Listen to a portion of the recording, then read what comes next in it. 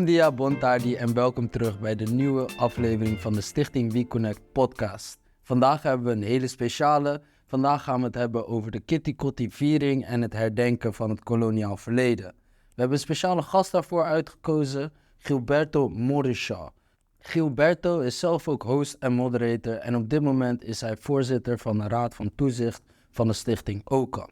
En hij heeft voor meerdere partijen een bestuursfunctie gehad. Zijn bestuursfunctie ging vrijwel altijd omtrent duurzaamheid, diversiteit en inclusie. We gaan ons vandaag natuurlijk focussen op die laatste twee met Kitty Kotti in gedachten. Nou, welkom Gilberto. Hoe gaat het met je? Laat me daar eventjes starten. Nou ja, het gaat best wel goed. Het is een mooie dag vandaag. Ook al regent het. Er is ook zon in mijn hart. Oké, gelukkig. Dat is goed om te horen. Maar even met de blik op Kitty Kotti, want daar heb jij verstand van. En daar praat je ook wel wat vaker over de inclusie en diversiteit hier in Nederland. En met zicht daarop, kan je vertellen of je Kitty Kotti belangrijk vindt? En als je het belangrijk vindt, waarom? Ik denk dat het wel belangrijk is. Ik denk dat ik heb geleerd om het belangrijk te vinden. En hoezo dat? Kijk, ik kom in Curaçao. Ja. En op Curaçao was Kitty Kotti nooit echt een ding. Weet je, we gingen niet altijd op 1 juli een herdenking doen. Wij hadden meer iets over Tula. Dus de 17 augustus, dat vierde ik wel met mijn familie. In ieder geval, we gingen wel naar die herdenking. Daarbij RIF. En dus dat bleef wel altijd bij mij. Maar met Kitty Kotti zelf is dat echt iets van de laatste, ik zou zeggen 6, 7 jaar, dat ik echt meer aandacht eraan besteed. Omdat ik wel besef dat als zwart persoon hier in Nederland dat wel een grote rol heeft. Weet je, die emancipatie, die herdenking van dat en een gedeelde verhaal. Ook met alle zwarte mensen, zeker zwarte mensen die nakomelingen zijn, nazaten zijn van tot slaafgemaakte mensen. Dat wij ook een gedeelde verhaal hebben hier. Hier in Nederland. En die 6 jaar heb je het ook over, die 6 jaar hier in Nederland. Het is niet iets wat begon op Curaçao en daarna... Kijk, ik vond het altijd belangrijk. Ik vond altijd die idee van emancipatie heel belangrijk. Ja. Emancipatie en het herdenken en bevrijding en het vechten voor sociale rechtvaardigheid. En zeker het emanciperen van zwarte mensen vond ik altijd heel belangrijk. Okay. Maar die datum precies was niet altijd that big of a thing voor mezelf. Oké. En nu is die wel wat meer big of a thing? Of is het still... Het is belangrijk. Kijk, symbolen zijn symbolen. Weet je, symbolen, wij geven hen betekenis. Dus ik kies om die datum ook betekenis te laten krijgen. Ook omdat het belangrijk is voor andere mensen. En dus is het ook belangrijk voor mezelf. Oké. En jij doet ook wat op Kitty Kotti zelf? Ben jij ergens te zien? Help je mee met organisaties? Op Kitty Kotti ben ik vaak bij die officiële ceremonie hier in Amsterdam in de Oosterpark.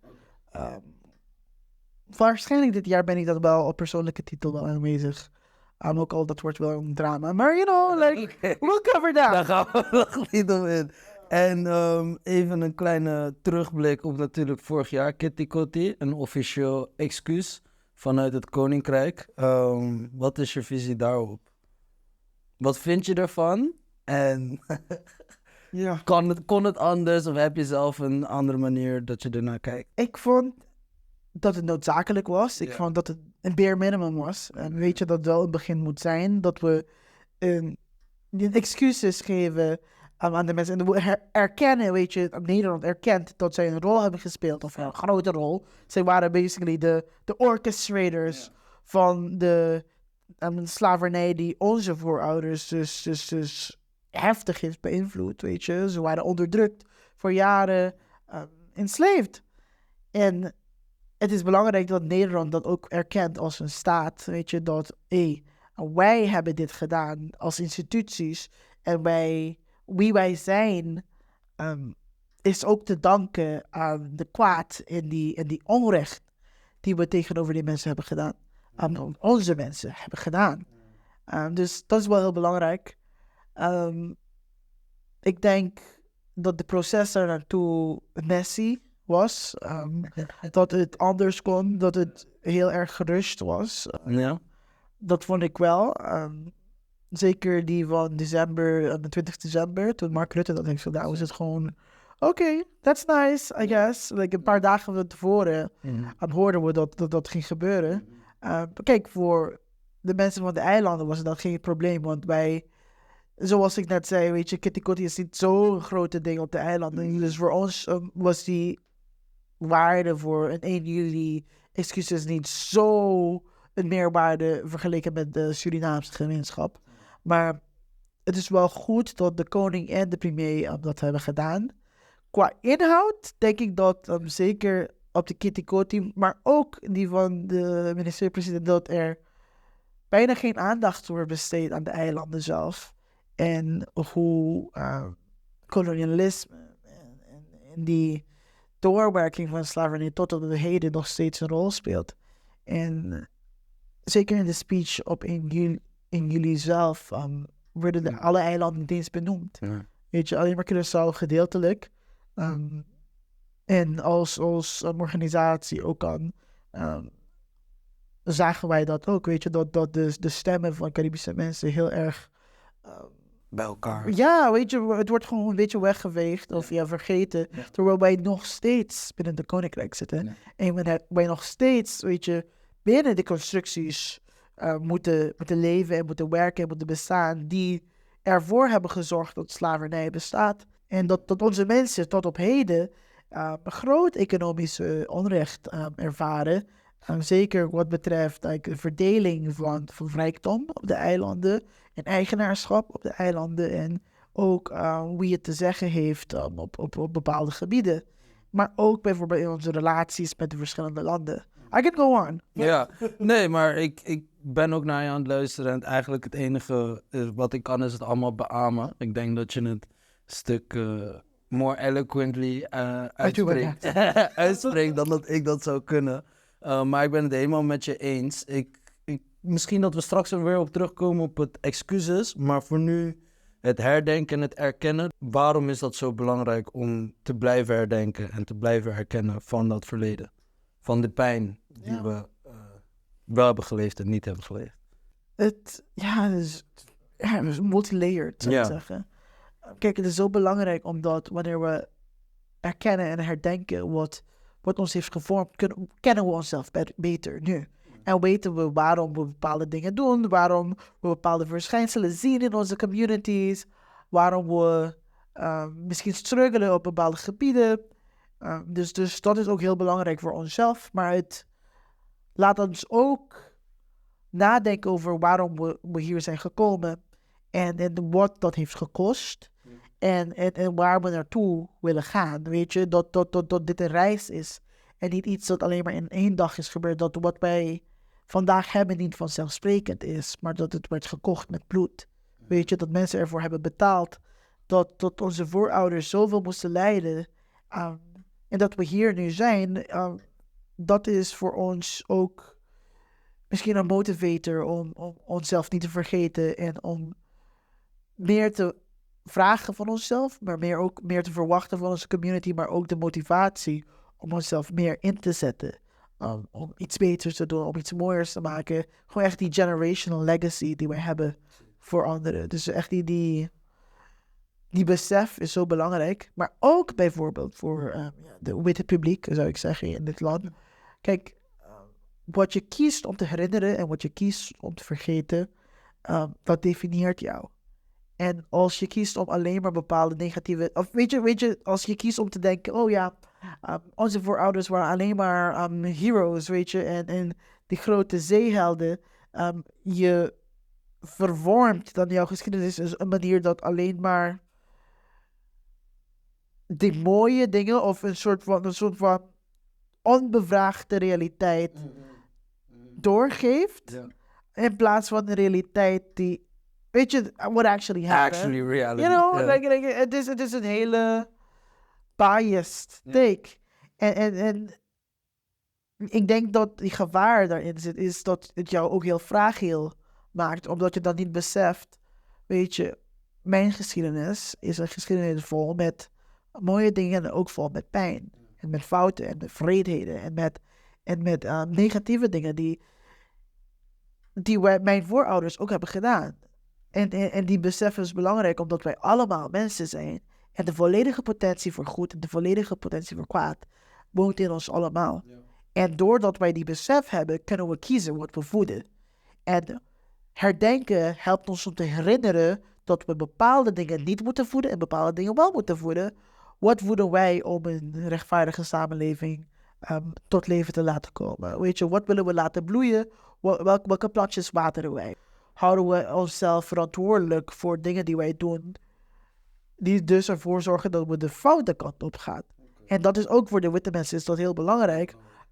Omdat, kijk, race is not a real thing, but it is real. Ja. Weet je, het bestaat niet, maar het bestaat wel doordat het is ontstaan door de keuzes van mensen die constant weer en weer die foute keuzes hebben gemaakt om mensen te onderdrukken voor hun eigen winst. Ja. En wanneer we dat beseffen, wanneer wij allemaal dat kunnen zien, echt kunnen zien, weet je, in de spiegel kunnen kijken, van oké, these are the things that we need to learn, these are the things that we need to embody, dan kunnen wij voorwaarts gaan. En we zien wel nu in de wereld echt in de gigantische crisissen. Weet je, alles is all over the place. En dat gaat ook, dat heeft ook heel veel te maken met het feit dat we dingen niet willen zien en niet willen benoemen. En we niet de lessen willen trekken van onze geschiedenis. Because we don't want to know. Yeah. We were amazing. Ik denk dat je daar een paar dingen in hebt uitgelegd die misschien voor de witte audience niet zo voor de hand liggend is en voor ons wel. Maar je had het eventjes over de plantjes zaaien en wateren en welke bloemetjes laat je wel groeien en welke niet. Hoe zaai jij? Dus hoe water jij je planten? Hoe herdenk jij? Ik bijvoorbeeld, ik ben echt iemand, I dive into culture. Dus voor mij is het back to Funch Kupiska, back to muziek, tamboe, allemaal van dat soort dingen. Stuff that makes me move. Yeah. Hoe herdenk jij jezelf die periode? Verschillende manieren. Kijk, ook ik ga vaker voer heel veel gesprekken met verschillende mensen. Ik ga ook naar muzikale events. En ik ben ook een muzikus, dus ik hou ook van onze eigen muziek, onze eigen eten. En ik probeer dan ook echt aanwezig te zijn op die momenten. En ik probeer ook mensen te empoweren die misschien wel iets willen doen. Toevallig appte iemand mij een paar dagen geleden en vroeg mij, ik moet een speech geven op Kitty Kotti, kan je me helpen? En dan zeg ik ook, of course. Weet je, dan zit ik wel met jou even en dan doen we onderzoek samen. Dan geef ik jou pointers en dan doe ik dan met meerdere mensen. Heel vaak dingen die niet gezien worden. Maar ik vind het wel nog altijd heel belangrijk, weet je, dat we ook andere mensen in hun kracht zetten om zo ook die verschil te kunnen maken en hun boodschap te kunnen vertellen. Soms geef ik workshops, vaak geef speeches. Dus afhankelijk van de... Ik denk het verschil is dat jij eerder de mensen om je heen oplift. En ik ben misschien ietsjes selfisher als het gaat over het herdenken. Yeah. Vooral over het slavernijverleden. Ik hou ook wel van het gesprek daarvan. Maar ik ben net iets meer van... ik herken het en ik herdenk het. En ik zie bij jou dat je echt in ieder geval de community bij je meetrekt. En over community gesproken, wat kunnen deze herdenkingen doen voor onze gemeenschap in de maatschappij waar we nu leven? Want er zijn dus nu heel veel Caribische mensen in Nederland. En we herdenken.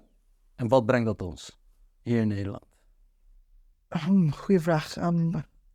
Motivatie nummer 1. Weet je, ik denk motivatie om een verschil te maken. Motivatie. Maar ook hoop. Heel veel hoop, zeker in dit politieke klimaat, die niet hoopgevend is. Weet je, wanneer je moet beseffen, we have to build our own things. And we have each other. Weet je, we hebben elkaar. En dat hebben we.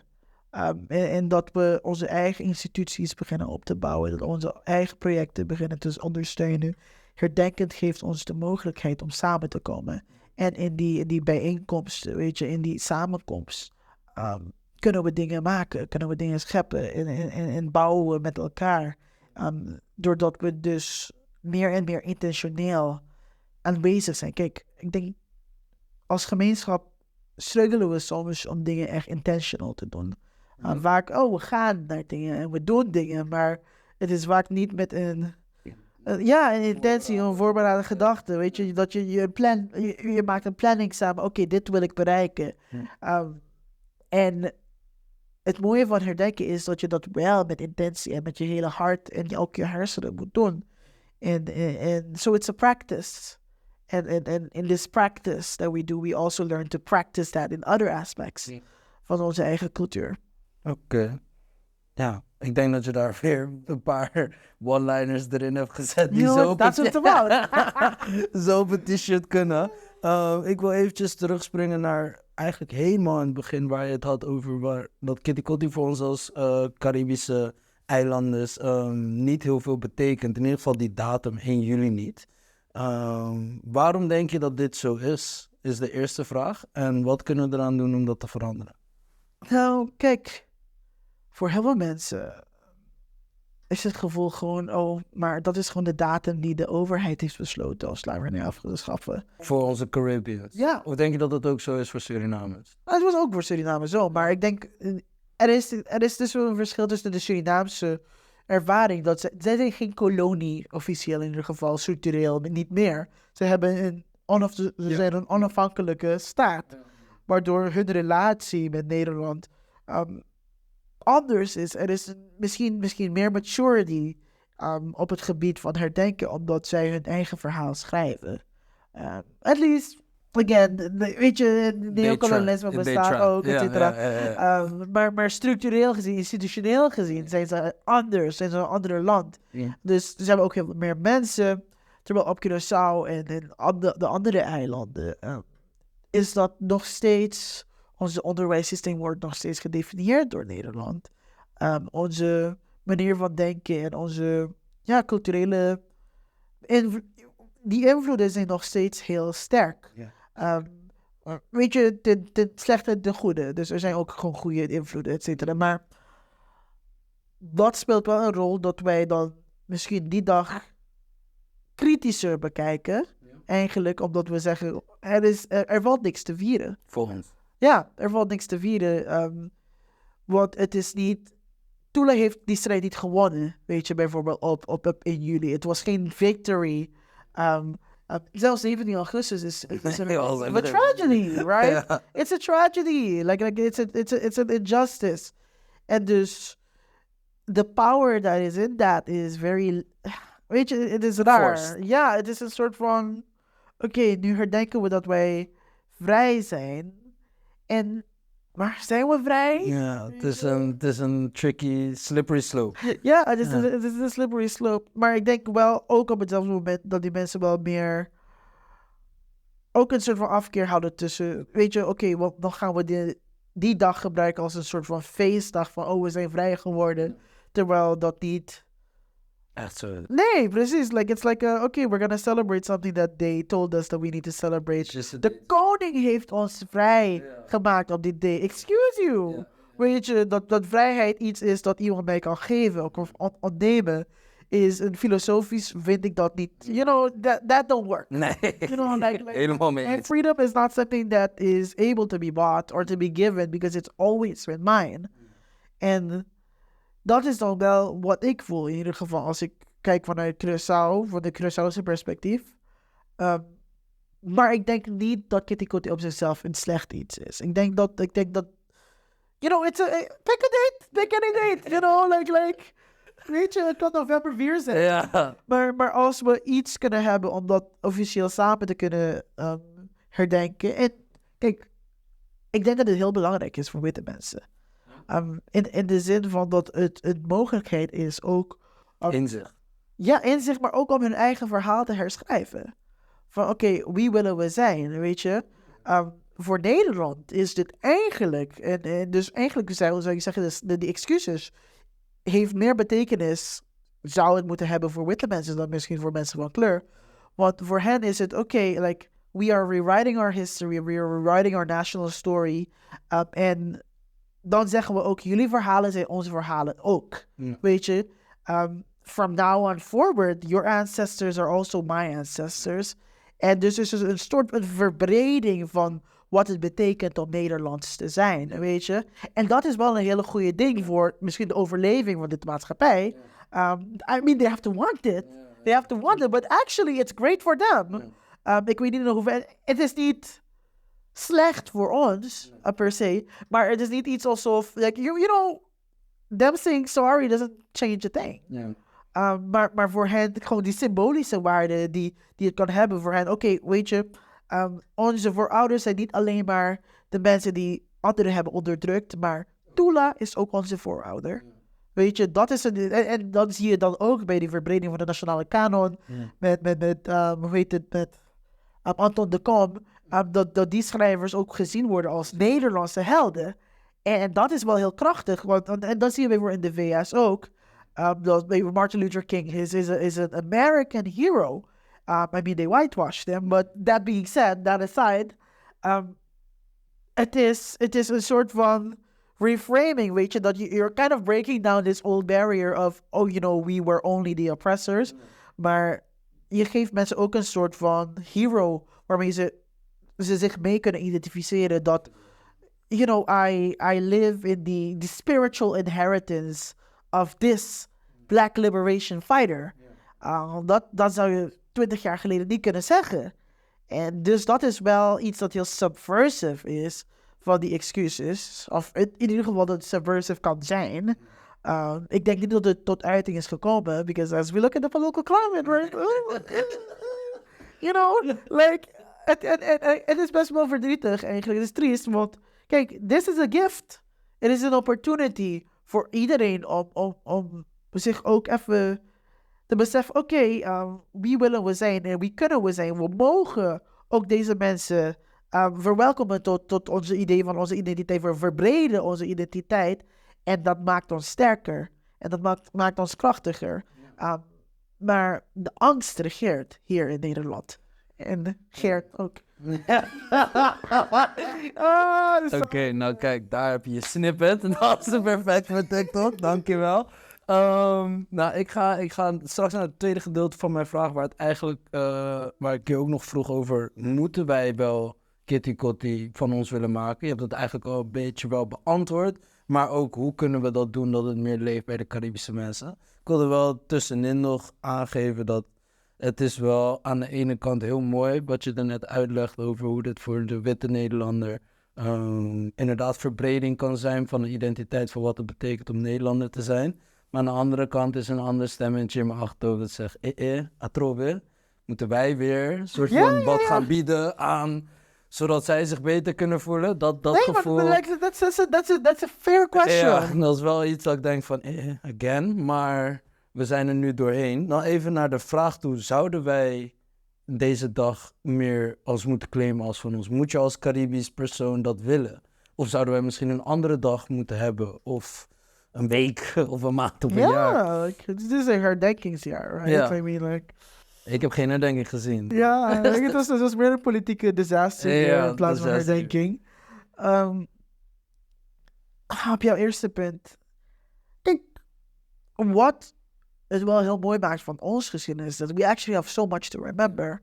There's so many holidays that we can choose, die wij gebruik van kunnen maken. Ja.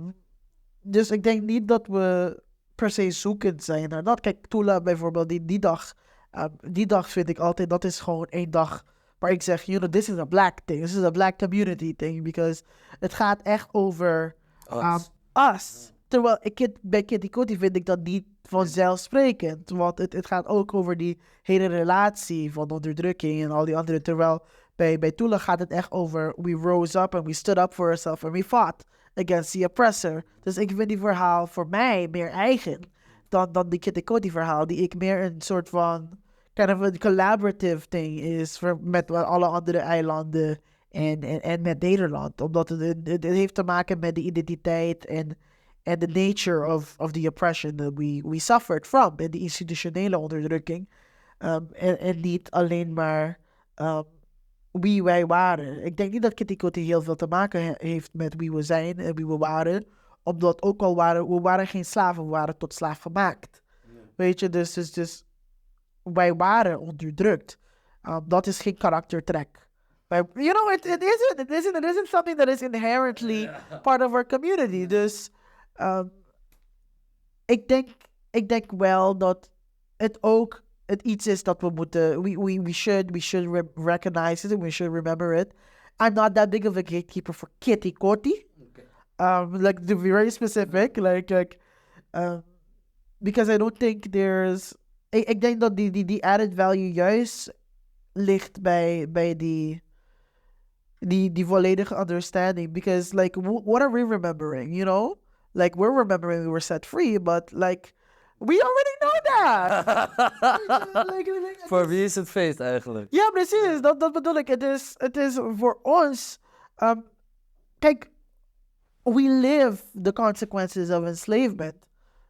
Day by day in dit land. Like, dat herinneren wij, dat zien wij, dat voelen wij. En Kitty Kotti is juist dus die herdenking van, oké, we waren vrijgemaakt. Maar het is niet alleen maar voor ons. Het is echt ook een boodschap aan die andere mensen. Hey, jullie hebben ons onderdrukt. Ja. Dit staat heeft ons onderdrukt. De reden waarom we hier zijn, waarom we aan het struggelen zijn op bepaalde gebieden, is door die onderdrukking zelf. Dus ik denk die activistische kracht van Kitty Kotti is juist in die relatie ook met de status quo macht. Ja. Dus ja, I applaud dat. Ik ben er echt... Het is een bit of a different take dan andere mensen zouden zeggen. Ja.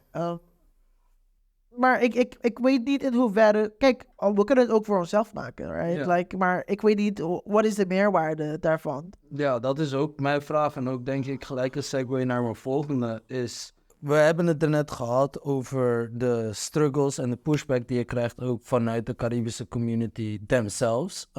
Ik ben er zelf ook heel erg achter gekomen hoe erg dat speelt en dat leeft. Maar jij hebt daar zelf ook iets in meegemaakt en een verhaal daarover. Zou je dat kunnen delen?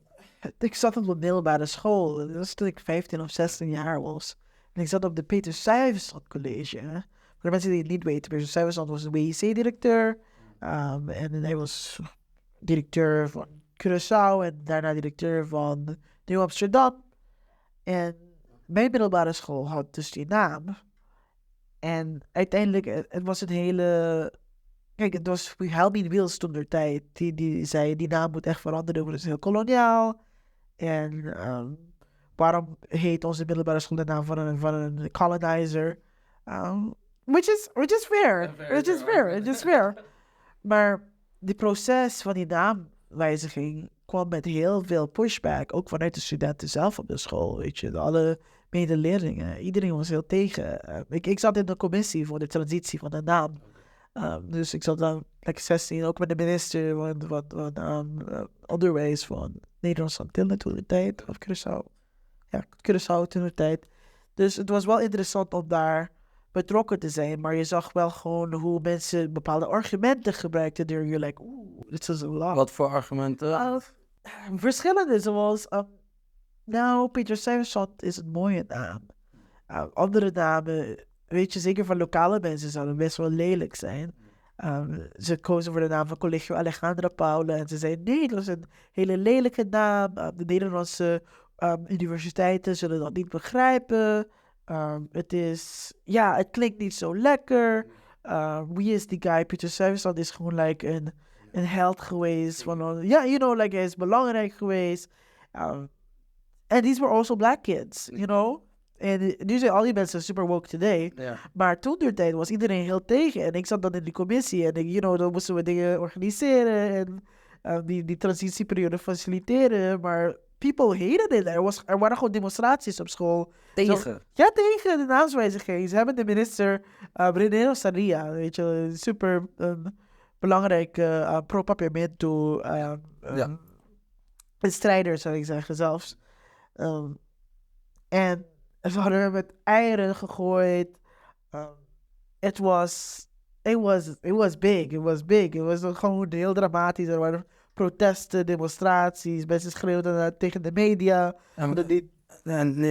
Ik hoor je verhaal, maar het doet nu ook heel veel met mij, want ik krijg kriebels aan mijn handen en van alles en nog wat. Wat deed dat met jou in het moment? Want jij staat dan aan de andere kant en you're like... Ja, ik was 15, 16, weet je, dus I was like, how do I navigate this? Yeah, of course. In a way that you're, I'm pro the name change, but like the process. Dus ik probeerde, maar het was like, hoe kan je... I'm always been outspoken, maar that type of energy van, weet je, you are in the very small minority of people that are even pro that. Dat was heftig. Dat was echt heftig. Kijk, en nu... Toevallig zei iemand dat tegen mij een paar weken geleden. Weet je, van... Oh ja, I remember how you pulled us through, like, that period. Want die persoon was ook toen de tijd tegen de naamswijziging. Maar nu zijn die mensen wel een beetje meer wakker geworden van... Oh ja, het is koloniaal, et cetera, et cetera. Maar om at odds te zijn met alle andere mensen... was wel heftig. Zeker omdat je meer verwacht van jouw eigen mensen. Weet je... Kijk, we waren gewoon op een black majority country... and like black students and black kids are telling me... No, it's an ugly name because...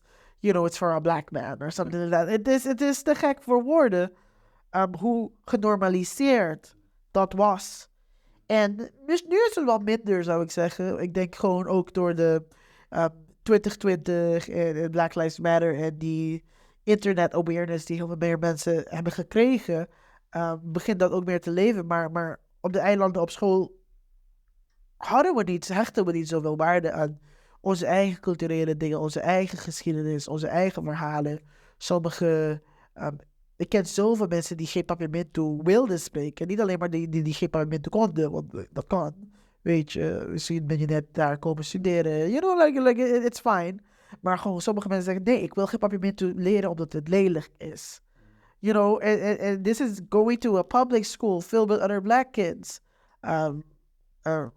En dat, en dat genormaliseerd is geweest op Curaçao, weet je, a black majority country, dat zegt al heel veel over de conditie en de doorwerking van de slavernij en kolonisatie tot het heden. Ja. Weet je, op basisschool was het altijd, oh ja, je moet Nederlands, we willen dat het Nederlands sprekend is, want ja, dan kunnen de kinderen een betere toekomst hebben. So like a lot of things that make no damn sense. Nee. Maar het was gewoon van weet je, de standaarden van Nederlanders, van de white Europeans, dat is altijd beter geweest dan dingen die dom, weet je, primitief, et cetera, zijn zoals de things from the Afro-Caribbean people are basic and aggressive. En iedereen was super negatief over Curaçao. Nee, ga weg, ik kom nooit meer terug.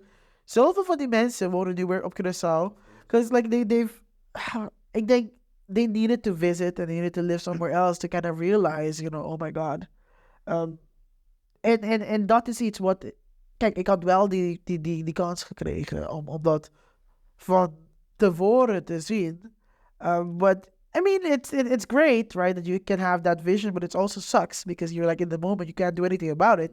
Weet je, iedereen gaat gewoon een richting op en you're like, oh yeah. It is what it is. Ja, en ik hoor dus dat jij eigenlijk de lijsttrekker, voortrekker was. En je krijgt letterlijk te horen dat jij de generatie er doorheen hebt gesleept op Peter Stuyvesant of nu Kap. I guess that's something that's for you, that you should take and you should be proud of. Ja, en we hebben veel meer mensen zoals jij nodig. Maar wat is nu een manier om het makkelijker te maken? Hoe kan ik ervoor zorgen dat mijn homie, die ook zwart is, die tegen mij zegt van, het boeit mij niet. Hoe zorg ik ervoor dat hij zich ook kan interesseren en ook doorheeft dat het belangrijk is om zich te interesseren in dit onderwerp. Want we hebben wel internet awareness, which helped a lot. Jammer genoeg, aan de ene kant goed, maar aan de andere kant slecht. George Floyd also helped a lot. Het helpt a lot voor awareness. Jammer genoeg is zijn leven weg. Maar het heeft wel veel gedaan voor awareness. Wat is iets waarvan je denkt, zo kunnen we het makkelijker maken voor jongeren, Caribische jongeren in Nederland geboren of op Curaçao of op de eilanden geboren, om zich hierin te interesseren? Kijk, ik denk dat mensen meer ownership moeten gaan krijgen over hunzelf, hun community en dat ouders ook hun kinderen moeten gaan leren, weet je, dat you get to have opinions about things. Weet je, dat je iets mag denken, dat je iets mag voelen over andere dingen. Kijk, heel vaak op de eilanden leren we gewoon, you know, like you don't have to have an opinion, you have to listen. Weet je, het gaat over jij moet luisteren en jij mag geen vorm geven aan jouw eigen identiteit, aan wie je bent, aan dingen die je leuk vindt. En je mag niks zeggen over niks. Right? Dus hoe kan je mensen eigenaarschap geven van hun eigen community? En jonge mensen hebben vaak niet het gevoel dat ze eigenaarschap hebben van hun gemeenschap. Omdat alles of voor hen wordt besloten of dat alles, weet je, dat mensen geloven dat ze allemaal, of weet je, oh no, jij wordt toch niks. Je snapt het toch niet. Ja, dus mensen, people check out. People check out because they don't feel that they have any power. Weet je, en hoe kunnen we dus mensen bekrachtigen van actually, jouw stem is belangrijk, nummer 1. En wij maken plek voor jou. En jij mag hier ook fouten maken. En jij mag hier, weet je, dit is jouw gemeenschap. En jouw toekomst. En ook de toekomst van andere mensen. En dat is heel belangrijk. That we need to learn to care about others. Inderdaad, ik ben het helemaal mee eens dat op de Caribische eilanden is het meestal op het tin, op het scootja. En je luistert en voor de rest nadenken, dat komt pas later. Ja. En inderdaad, het is wel de bedoeling dat je als jongere de jonger over gaat nadenken. Van, hey, I'm black en ik moet mezelf uit op een manier. Nu met de internet awareness, nu met de ruimte die er wel gecreëerd wordt op sommige plekken, ook op de Caribische eilanden, worden er wel meer ruimtes gecreëerd voor jongeren. En het excuses wat er is geweest, wat voorzie jij wat er nu gaat gebeuren? Want je hebt al wat laten vallen over de political situation. Wat nu gebeurt er? Welke kant gaan we nu op omtrent dit onderwerp? Nou. Ik heb heel veel hoop voor de eilanden. Let's start there. Like, voor de eilanden heb ik heel veel hoop. That's great. Gewoon wat betreft grassroots community build. The only way to go is up. In de zin van dat er zoveel... Kijk, vaak zijn we geconditioneerd om heel negatief te denken over de eilanden. Maar dat is juist de reden waarom we heel optimistisch moeten zijn. Want we zijn zo goed in het downplayen van onze eigen zijn en onze eigen skills en onze eigen condities en het catastrofiseren, weet je. Everybody's gonna die. Oh my god, alles is slecht. Maar kijk, we hebben net twee regeringen die gewoon stabiel zijn, achter elkaar, op Curaçao. Weet je, like, we zien gewoon hoe de community hier, de diaspora-gemeenschap hier, en ook mensen op Curaçao echt, you know, they're really putting in the work. Op Aruba zie ik dat ook, like, Bonaireanen doen echt heel goed hun best, you know, like, they're really trying to push more awareness, ook voor de issues, wat betreft, like... Ja, I believe so. The recolonization, you know, you would say, bepaalde aspecten zie je dat wel van de Europese Nederlanders die daar gaan wonen, maar ook Curaçaoënaars. Ja. Maar ze proberen wel hun eigen identiteit te behouden. Dus they're doubling down also on culture. They're doubling down on identity. Dus ik ben heel hoopvol voor onze toekomst als de eilanden. Ja, wat ik wel positief over ben, is dat we langzamerhand komen naar een moment dat we beginnen te zien, Nederlanders, Europese Nederlanders beginnen te zien wie hun land eigenlijk is. Weet je, dat Nederland een land is met best wel veel onderliggende issues, met een identiteitscrisis. Ze hebben Koningsdag. Welke andere Nederlandse holiday zou je zeggen is iets wat echt Nederlands is? Ja, 5 mei. Kijk, mijn issue is dat ze geen echte collectieve verhaal hebben over wie ze zijn. Waardoor ze er zo bedreigd zijn over alle andere mensen en alle andere groepen die misschien wel verhalen hebben over hun eigen identiteit en waar ze vandaan komen en misschien waar ze naartoe willen gaan. Nederland heeft geen collectieve helden die je zou zeggen, oh, wie is een Nederlandse held? That's not a criminal. Ja, ik wou net zeggen, want volgens mij zijn er heel veel standbeelden van helden, maar die zijn, dat bedoel ik. die zijn niet zo cool. Wie zou je zeggen, oh my god, deze persoon, right, this person right here. Tot nu toe kan ik alleen maar voetballers bedenken. Wat wij dus wel hebben is dat we wel, zeker als zwarte personen hier in Nederland, wel een unique feeling of identity hebben, because we have a shared experience and we have a shared, maybe a shared trauma, maar misschien ook een plek waar we naartoe willen gaan. Ik denk wel dat wij met de hulp van onze voorouders en de mensen die ervoor zijn geweest, mijn moeder en mijn oma en heel veel andere mensen, kunnen wij dit easily. Tenminste, ik ben niet bang, want ik zie in ieder geval de Caribische community in Nederland zo ongelooflijk sterk. Ja, en ze hebben het niet door.